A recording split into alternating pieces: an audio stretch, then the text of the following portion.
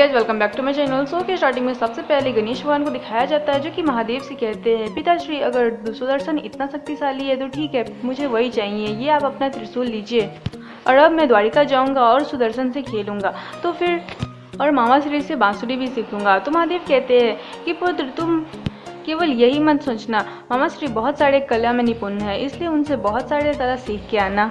और आने की कोई भी जल्दी नहीं है, तुम जितने दिन चाहो उतने दिन रह के यहाँ पे आना। उसके बाद माता गौरी कहती है, ये क्या कह रहे हैं महादेव, गणेश एक छोटा सा बालक है, वहाँ पे इसका ध्यान कौन रखेगा। तो महादेव कहते हैं, देवी राधा भी प्रेम से परिपूर्ण है, वो हमारे गणेश का बिल्कुल अच्छे से ध्यान रखेगी, बिल्कुल तुम्हारी भांति।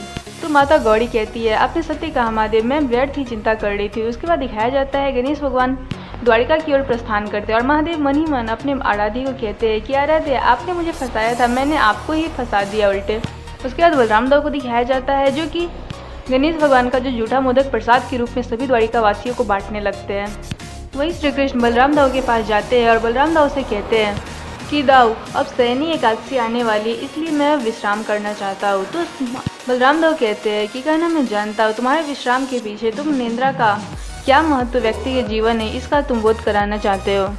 फिर श्री कृष्ण कहते हैं कि दाऊ, मुझे आपसे एक निवेदन भी था, मेरे पीछे द्वारिका की समस्त भार आते रहेगी, इसलिए आप द्वारिका का अच्छा से ख्याल रखिएगा। तो बलराम दाऊ कहते हैं कि ये सब तुम्हें कहने की कोई ज़रूरत नहीं है कृष्ण, तुम जाके प्रसन्नतापूर्वक विश्राम करो, मैं सब कुछ संभाल लूँगा। तो श्री कृष्ण कहते हैं कि एक और बात थी जो मैं आपसे कहना चाहता हूँ, और वो कहते हैं कि मैं चाहता हूँ कि मेरे पीछे आप सुदर्शन चक्र का ध्यान रखें, क्योंकि ताकि तीनों लोक में इसे कोई भी नहीं छू सके। उसके बाद दिखाया जाता है बलराम दाऊ कहते हैं कि ठीक है कृष्ण, तुम इस चीज़ की चिंता मत करो, मैं तुम्हारे सुदर्शन का पूरी तरह से ध्यान रखूंगा।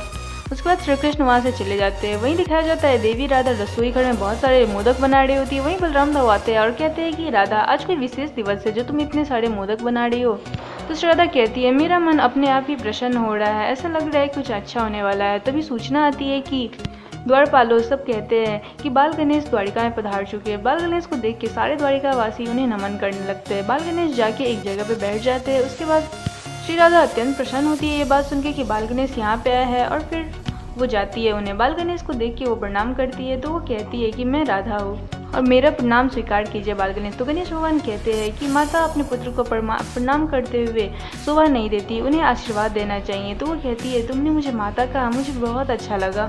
तो वो कहते हैं कि आप मेरे माता तुल्य हैं। माता अपने पुत्र को हृदय से लगाती है, फिर श्री राधा उन्हें गले से लगा लेती है, उनका मन बहुत ही प्रसन्न हो जाता है। उसके बाद दिखाया जाता है बलराम दाऊ मन ही मन सोचते हैं कि मुझे कृष्ण ने जो कहा है उस कार्य को मुझे पहले संपन्न करना चाहिए। उसके बाद वो वैकुंठ जाते हैं और श्री कृष्ण के हाथ में यानी नारायण के हाथ में जो सुदर्शन रहते हैं उसे अपने जादू शक्ति से शेषनाग के शीश पे रख देते हैं और सोचते हैं कि अब इस सुदर्शन को तीनों लोक में कोई भी व्यक्ति छू नहीं सकेगा।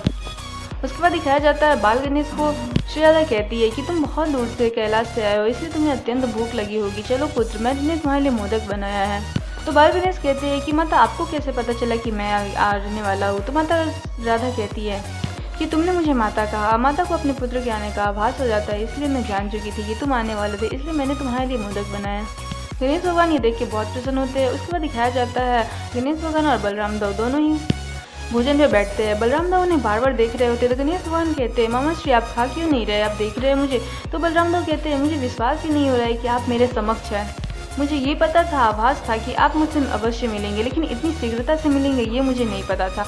फिर बाल गणेश कहते हैं कि मामा श्री, आखिर कृष्ण मामा श्री कहाँ है, मैं उनसे मिलने आया हूँ और वो यहाँ पे नहीं है। तो वो कहते हैं कि वो थोड़ा विश्राम करने के लिए द्वारिका से बाहर गया है, इसलिए वो अभी यहाँ पे नहीं आ सकते, कुछ क्षण में ही वो आ जाएंगे। तो बाल गणेश उठ जाते हैं और बोलते हैं कि नहीं, अगर वो यहाँ पे नहीं है तो मैं उनके घर में नहीं रहूँगा और फिर कोई भोजन भी ग्रहण नहीं करूँगा। सबसे पहले उन्हें मुझसे मिलना चाहिए था। माता श्री ने कहा है कि मेरा मामा श्री पे पूरा हक है, इसलिए मैं उनसे अवश्य ही मिलूंगा, उनसे मुझे मिलना ही पड़ेगा। श्री राधा उन्हें समझाने का अत्यंत प्रयास करती है कि तुम्हें भूख लगी होगी, तुम पहले मोदक खा लो, लेकिन गणेश भगवान नहीं मानते हैं और फिर उन्हें कहते हैं कि नहीं, पहले मैं मामा श्री से ही मिलूंगा, फिर मोदक या फिर कुछ भी खाऊंगा। और आज का शो यही समाप्त हो जाता है।